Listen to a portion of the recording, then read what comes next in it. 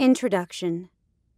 Cyberbullying can be very damaging to children, youth, young adults, and even adults. It can lead to anxiety, depression, and even suicide. Once things are circulated on the internet, they may never disappear, resurfacing later to renew the pain of cyberbullying.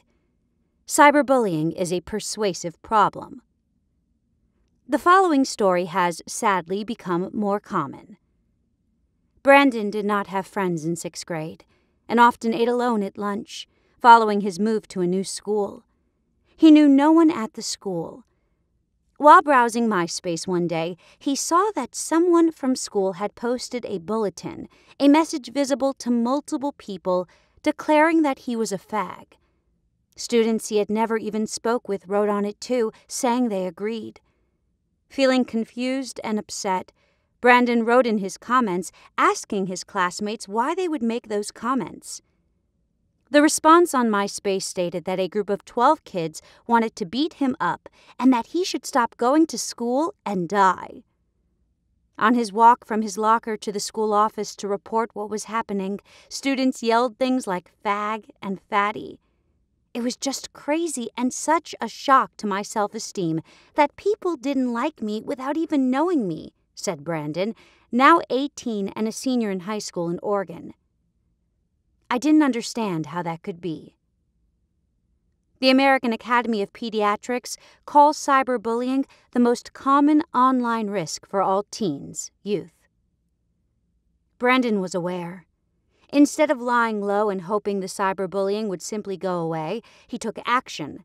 He demonstrated courage as a 6th grader by reporting the cyber assault immediately and was able to talk about it years later. Brandon was one of the survivors of cyberbullying.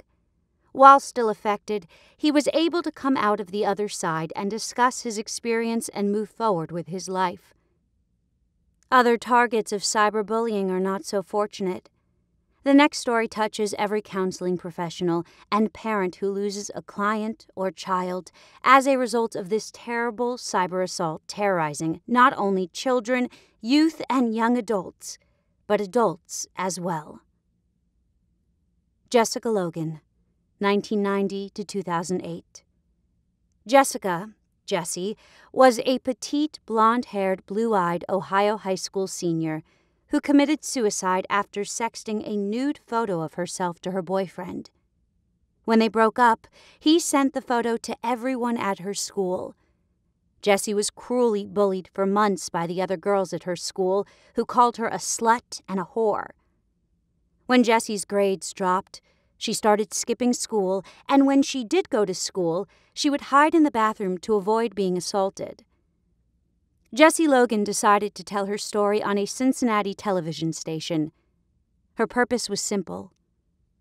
I just want to make sure no one else will have to go through this again.